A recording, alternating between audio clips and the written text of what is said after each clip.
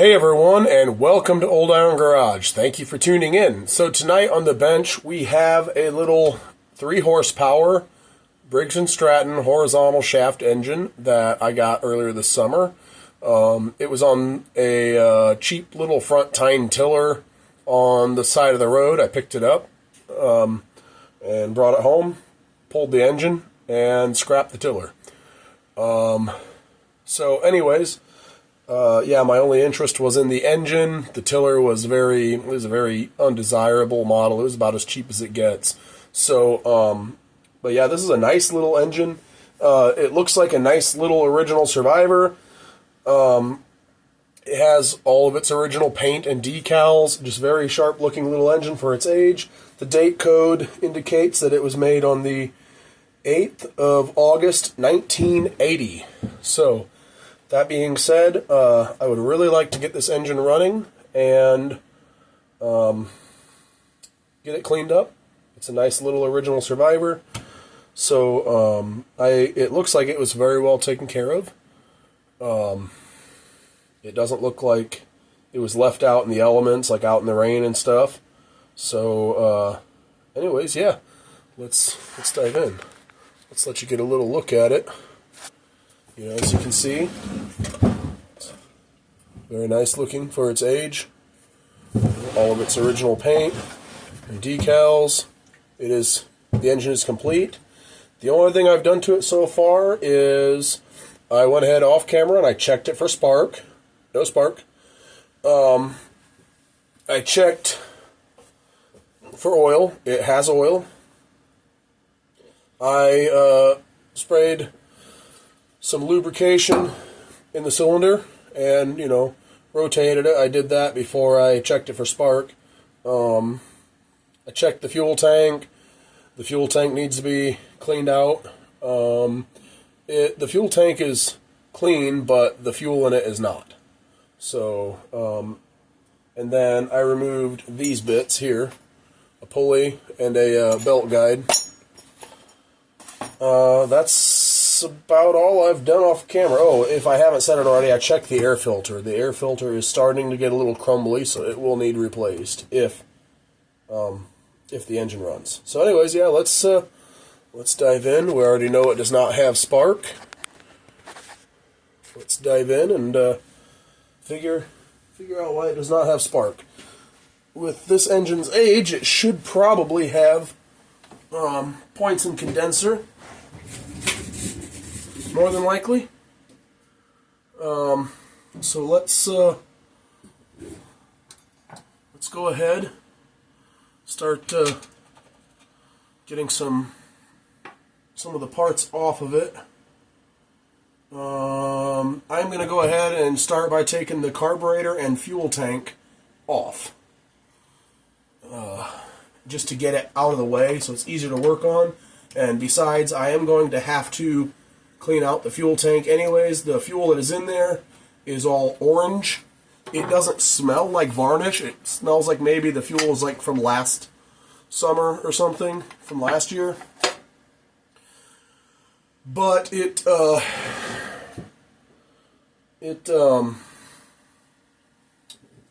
orange. So, and there's a lot of sediment in the bottom of the tank. So that all needs to be cleaned out. If the fuel looked fine and there wasn't a bunch of sediment in the bottom of the tank, I would probably just, once I got spark, I would probably just, can't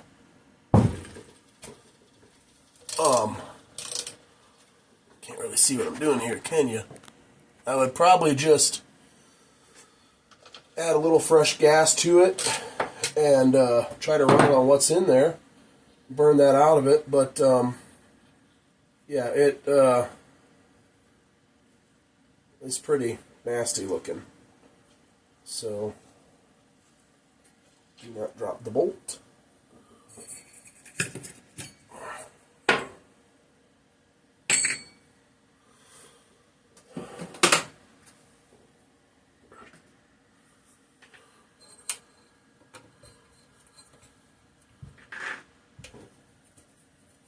Once I drop the fuel tank, we'll be able to get a closer look or I will be able to get a closer look at the inside. I'm going to try and keep this video a little bit shorter, so I'm mainly just going to keep you up there for the most part. Keep the camera up there and not show you as much stuff.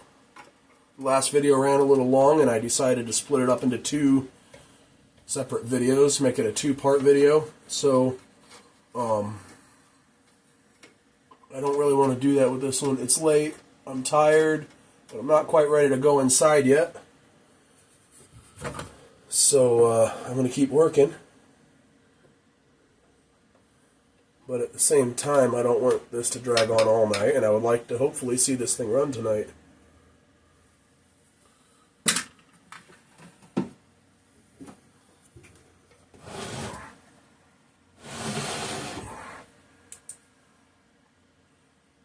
Yeah, it needs cleaned out. It's not like... how should I say this? It's weird. It's not... The tank itself is not rusting. It doesn't look like there's really any rust. But the fuel is rusty. I guess I should say there's maybe very, very minimal rust in there.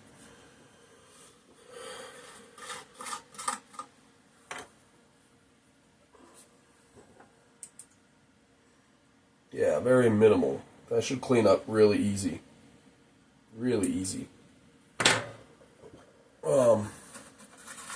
I do have a kerosene heater going in here, so I do not want this fuel to dump. So I'm going to put it over there in a spot where the tank sits level and cannot tip over. One thing I just noticed, this has a very stubby little crankshaft. Not even, it's a little over half the length of my thumb. It's about, yeah, it's a little over half the length of my thumb. Stubby little thing.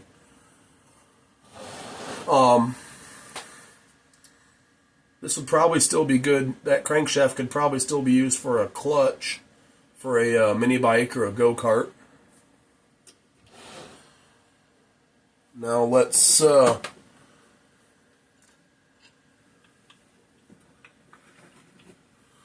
take the carburetor off.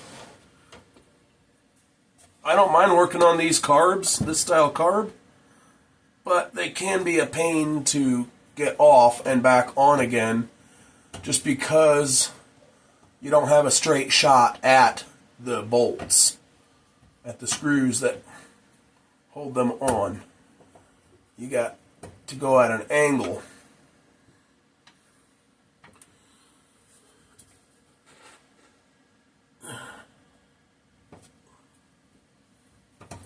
They do have, it's a hex head bolt, but it does have a Phillips head to it as well. It is cut for a Phillips screwdriver, like a large Phillips screwdriver. So that's nice. They give you like a couple options for taking it off and putting it back on. Disconnect, easy now. Disconnect the kilo wire, and then, let's see, the governor spring. Take that off, and the governor linkage, and we have the carburetor off already. Looking at the fuel pickup, there is a partial blockage of debris. I don't know how well you can see that. It's less than half blocked. I will clean that off. I hope the carburetor is nice and clean inside and doesn't require cleaning, because I do not have any carb cleaner at the moment.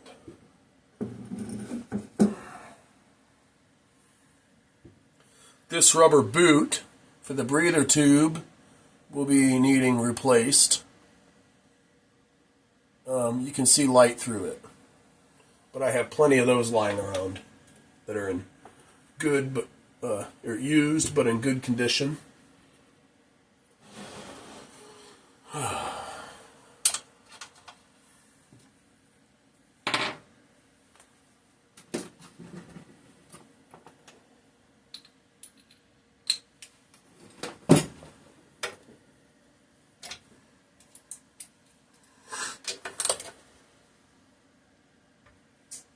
appears that my kerosene heater has run out of fuel. Ooh, what do we have here?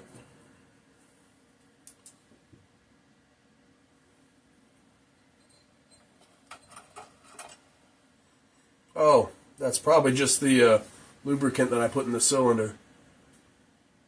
When I spun the engine over, some of it came up into the valve ports. So I'm going to get this cover off, and then I'm going to add fuel to my kerosene heater real quick. That won't take long. And then I'll just relight it.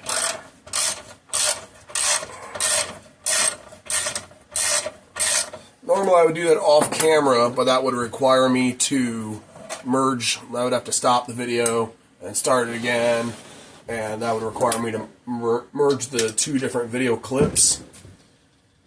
And that is, doing it on my phone with the app that I use, it's a little time consuming. So I'm just going to do it real quick on camera.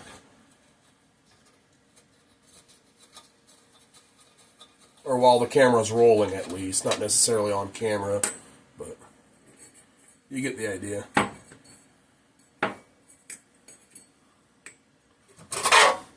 Alright. A little bit of debris in there to clean out. Alright, so it's going to get pretty cold in here pretty quick. So I'm going to add some fuel to this heater. Or I should say that it's not quite burnt out, but it is burning out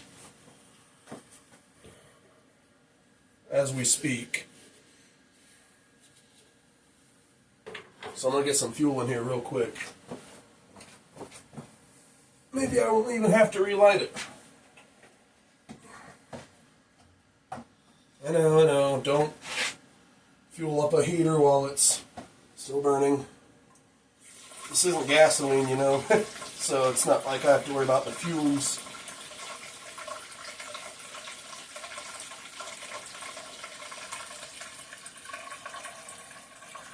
I just have to not spill it all over the heater, and we'll be fine.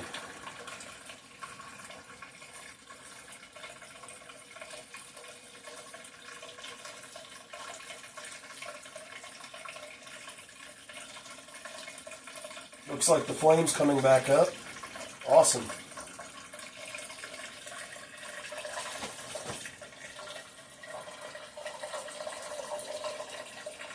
Trying to read the gauge while I'm filling it, so I know right when to stop.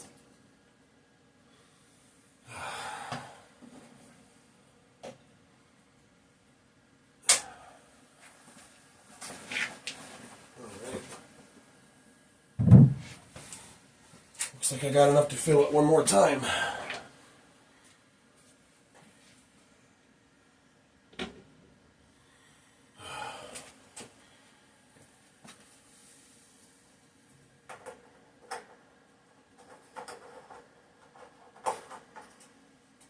All right. Sorry about that. Back to business.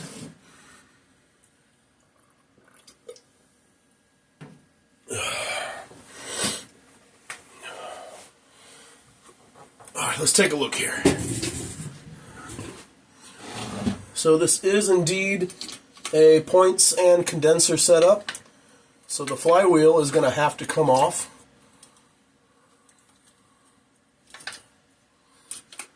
Not a big deal.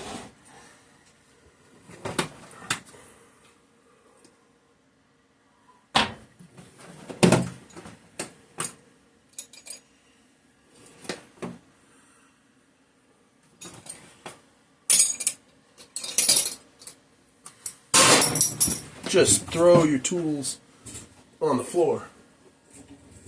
Yeah, that heater came back to life, and it is burning nicely. Awesome. Let's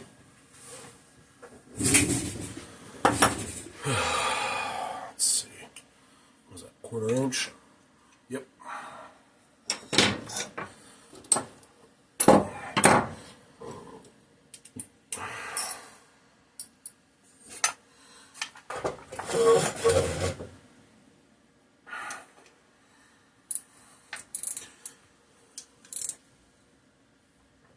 Come on. I was hoping it would come against compression and I could just didn't have to hold the flywheel, but that's alright.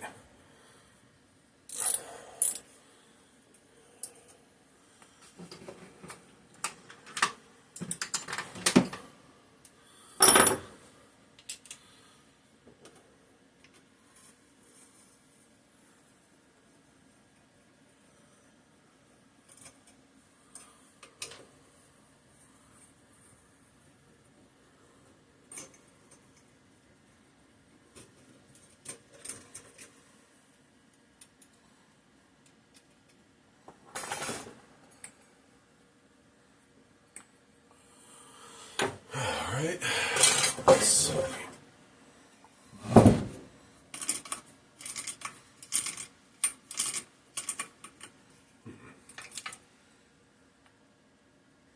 Okay. So I'm trying a different penetrating oil tonight. I normally use WD-40 or PB Blaster. PB Blaster is my preferred penetrating oil. Well, I'm trying the Rural King store brand stuff. Providence. Just says penetrating lubricant. Heavy duty.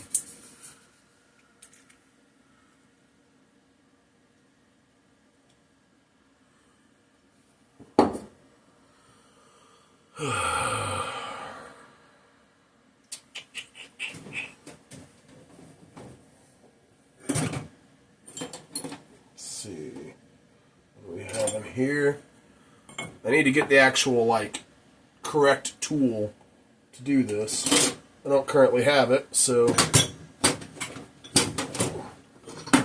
just jam something in between the cast iron fins of the flywheel and hope for the best.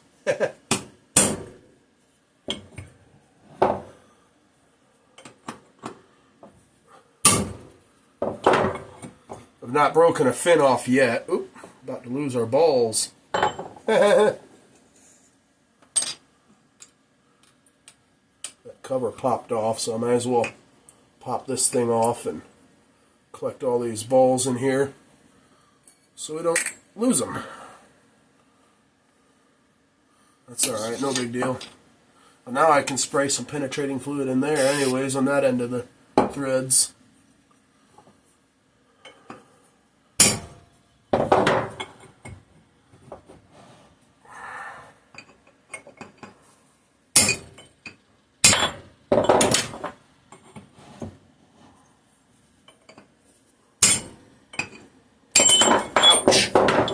Hit my hand. Looks like it is coming off. These things are usually not real hard to get off at all.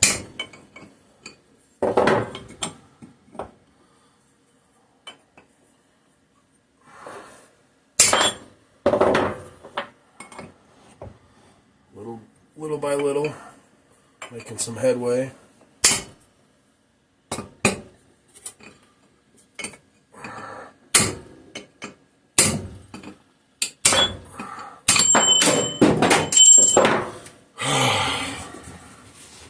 Does not help when you are dropping tools. I have slippery hands. They're all oily and they're also cold. So that doesn't help. I notice when my hands are real cold, I don't have as tight of a grip. I don't have as good of a grip as I normally would. Wow, that heater is throwing some nice heat now, though.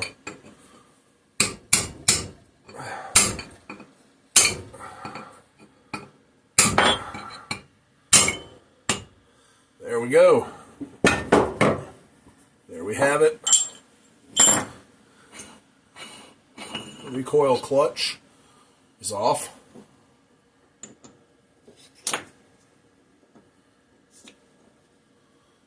Just gonna put that over there. Gonna need that washer.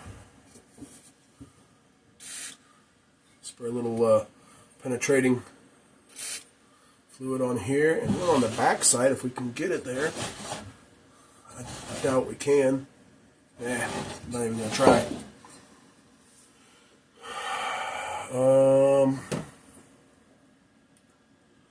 Let's see. Gonna need a hammer, and I'm just gonna try prying with my fingers. What do you know? I was gonna say, this engine's been very agreeable so far. I know I didn't get it on video, but I wish I would have. When I took off the pulley off the crankshaft, I literally just sprayed it with some penetrating fluid, loosened the set screw, and it literally just pulled right off. I was getting ready to grab the 3-jaw puller, and it literally came off right in my hand. Okay, so the key for the flywheel is not sheared, so that's not the reason for not getting spark.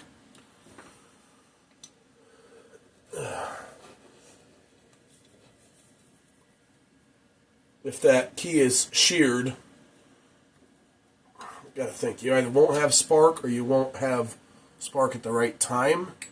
It's one or the other. Either way, your engine ain't gonna run, right? If it's partially sheared, it'll like pop and backfire, I think, if I remember right. If it's fully sheared, I can't remember. It either won't run right or it won't run at all. Okay, so we have gained access to the points and condenser, and I see the problem. There's some water in the bottom of here. There's some water down here. Water had gotten in here, so this thing must have sat outside at least a little bit, probably shortly before they put it out by the curb. So those points are all corroded.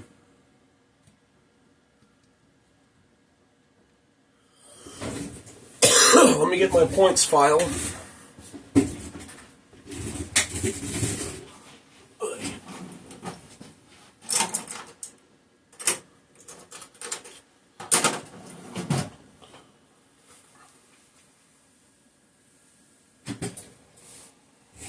A lot of people just use sandpaper, and that works, but I find an ignition points file to be better because sandpaper can leave a little bit of dirt and grit on the points. This will not. And what I mean by dirt and grit, I mean like sand from the sandpaper. Let me just give this a little filing.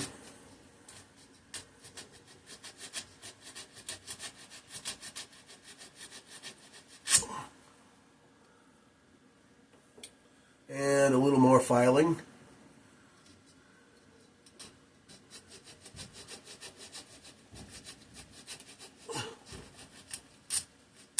It's pretty, oh, that came off. Just put that right back in place. They are pretty rough looking. I'm hoping we can save them, because I don't know if I have any new set of points and condenser for this here right now. I'm sure I can find a good used pair off another engine. Don't really want to have to do that. I just would like to clean these up and get it going. If I can, I'm going to take a look at them, see what they look like now.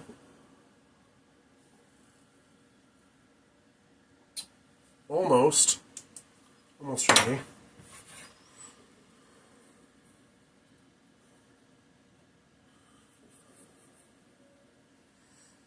Let's file a little bit more on them.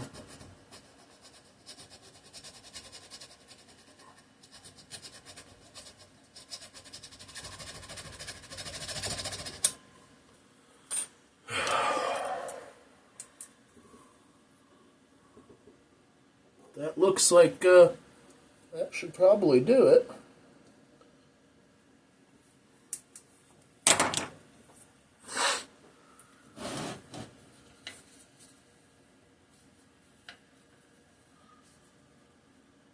I'm not even going to gap it. Looks to be correct.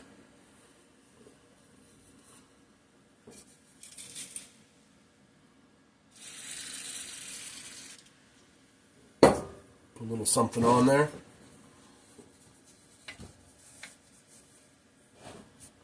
It's kind of a rust preventative.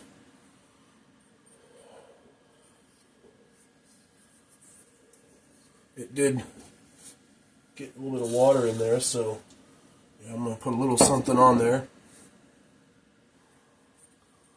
so that if I have to take this off again, it should come off pretty easy. The flywheel back. Oh, yeah. Let's go ahead and get this cover back on. And this thing's pretty dirty.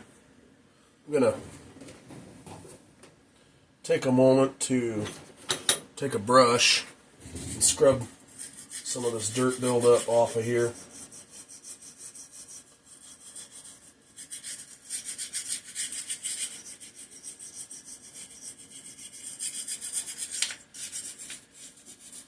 I'm not trying to, like, you know, fine polish it or anything. I don't like dirty parts. I'm just going to get, like, the worst of it off.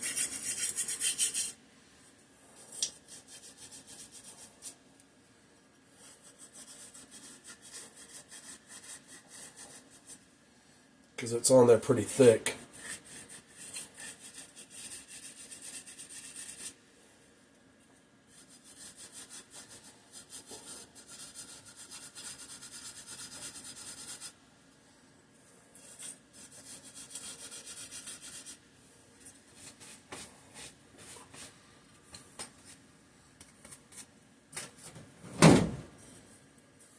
That's good enough. I'm going to clean out the inside of it, though, because not only did it have water and a little bit of corrosion in there, but now it's also got a bunch of dirt in there from scrubbing the outside clean.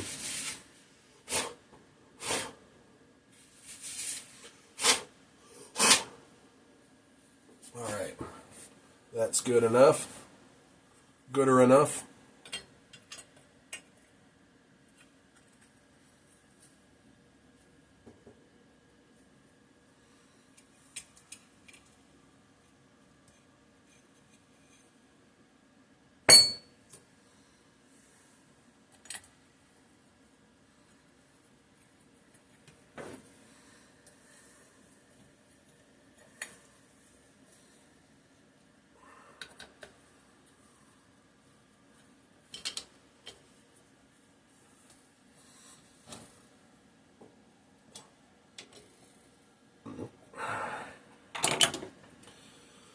Now, I will get the flywheel back on there.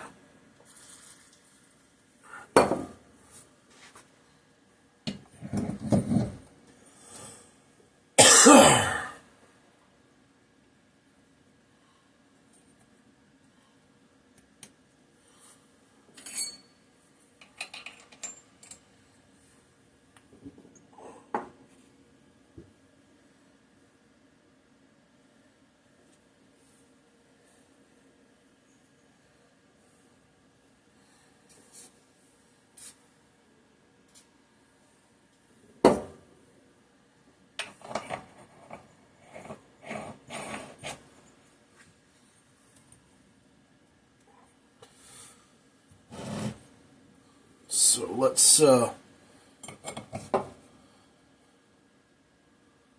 that. Let's jam that chisel back in there. Start hammering this back on.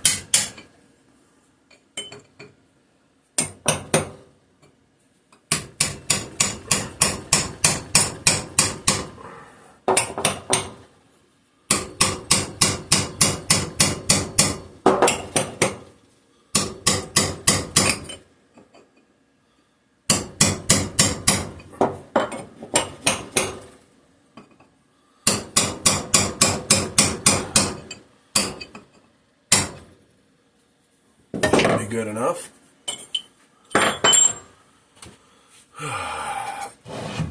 Now, I need to reassemble the starter clutch. You know what? It is awful dirty in there. I'm going to, I really should not use, okay, yeah. I was going to spray a little bit of brake clean in there, kind of spray it out, but then I was like, I'm running a heater in here, and brake clean and flame do not, brake clean and fire in an enclosed space does not go well together. I don't feel like, getting high or dying. So, yeah, anyway. So, I'm just going to put a little bit of lubricant in here. It's not terrible. But, I'm going to put a little lubricant in here. And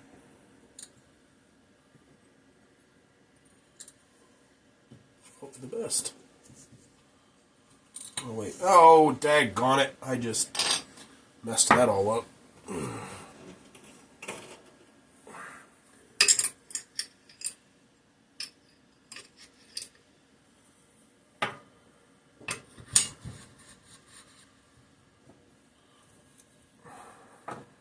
Start over.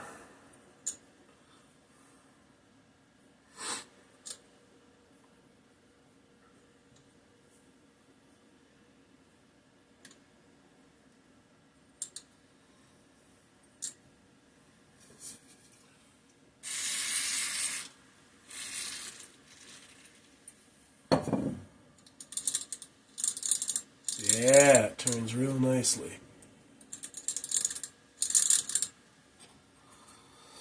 Alrighty. Dented that.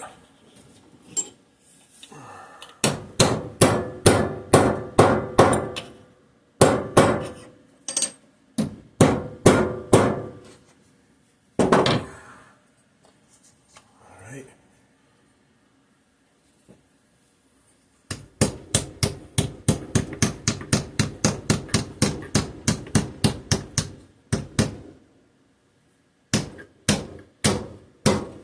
Come on.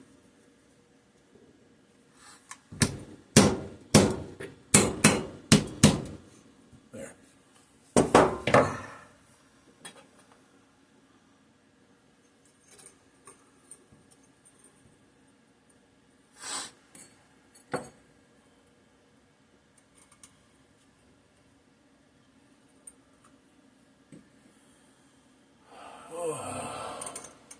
I am getting tired. Like I said earlier, not really tired enough to quit for the night. I gotta be pretty tired before I reach that point. So if this engine, if I can get it to run real nice, excuse me. If I can get this engine to run and it runs real nice, I'm gonna tear it all down. I'm not going to take the internals out of it. I'm just going to take it down to the block. So the fuel tank and the carburetor will come back off. The flywheel will come back off. So I have full access all the way around the block, and I'm going to detail clean this thing. I mean, it's got a lot of dirt. It's got a lot of dirt. Which leads me to believe that it's kind of a leaky engine. The crank seals are probably leaking, but I'm at least going to clean it and dress it up real nice before I sell it. Alrighty. Now, one thing I noticed, I was messing with it earlier. This, excuse me for a moment.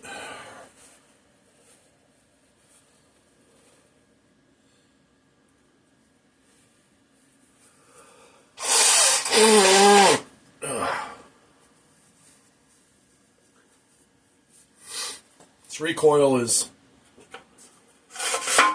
struggling to pull the rope back in. That's why I lubricated in there.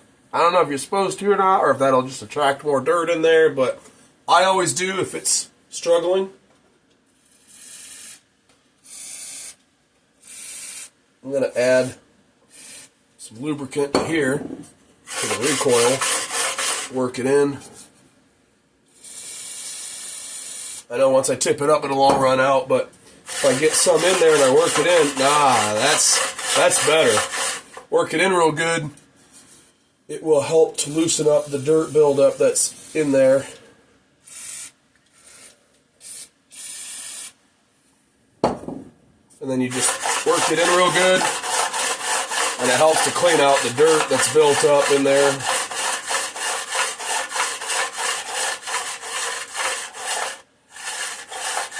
Alright, that is way better. But I'm going to tip this over the trash can to get most of it out.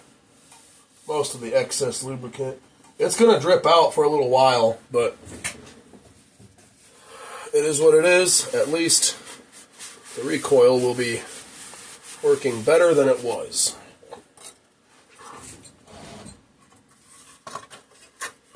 While I'm this far, though, I'm actually going to stop and inspect for any should have done it while the flywheel is off. Inspect for any possible shorts in the kill wire and the plug wire, which the insulation looks to be in great shape on those. So I'm going to leave those alone and reassemble. Come on now. There we go.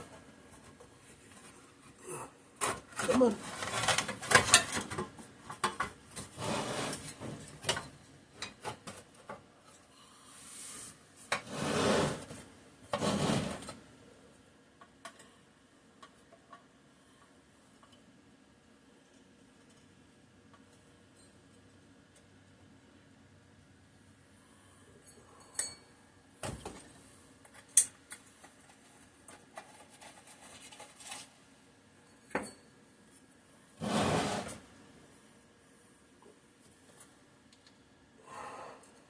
Now, later on in the video, if I do get this thing to fire up, keep in mind it is going to be very smoky at first because I do have some lubricant in the cylinder.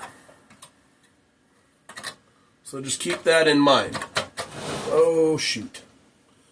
I missed getting that little tab in. Back here there's an engine tin that helps to direct airflow. And there's a tab on the bottom that I did not get inside of this shroud. It's supposed to go on the inside of the shroud, this recoil cover. There, now it is inside.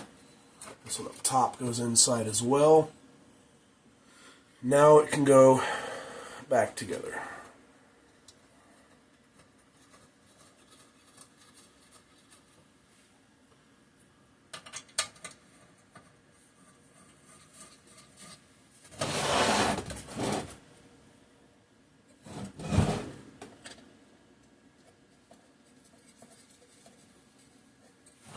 Okay.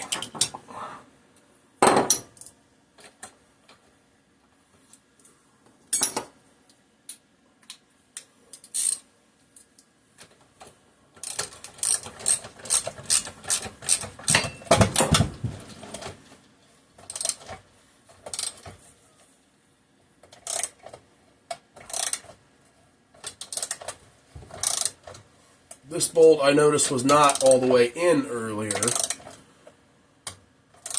but I know it's the correct bolt, so I'm going to send it on in the rest of the way and hope that it doesn't like strip out or anything. There. It is all the way in now. Whoever had that apart last just did not put it all the way in, and it got some dirt built up in the threads. So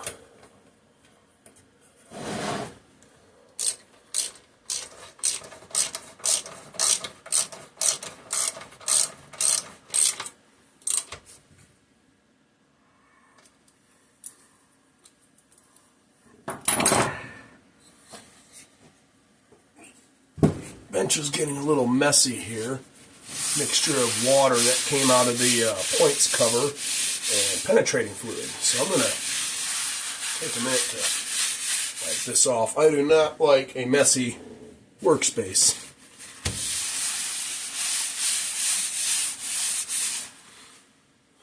Good or enough. Alright, so what are we going to do now? We're going to check for spark.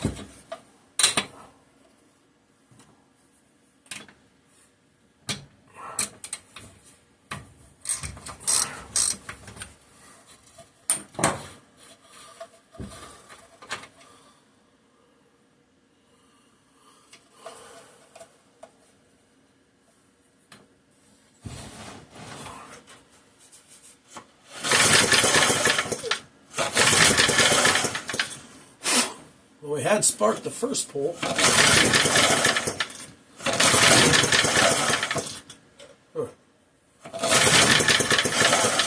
That's strange. We had spark on the first pull, but now we do not have spark.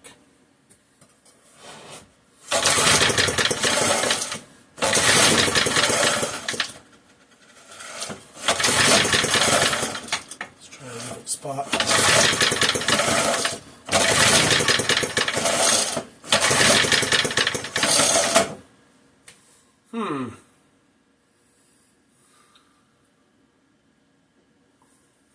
That's strange. I may have to clean the points again.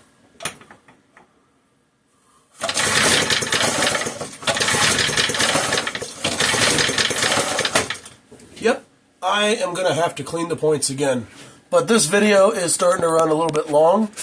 We are at over 42 minutes, so I'm actually going to cut it there, and I'm going to make this another two-part video. Anyway, so off camera, between this video and part 1 and part 2, I'm going to pull it all back off and clean the points again. So, and at that point I'm going to go ahead and gap them.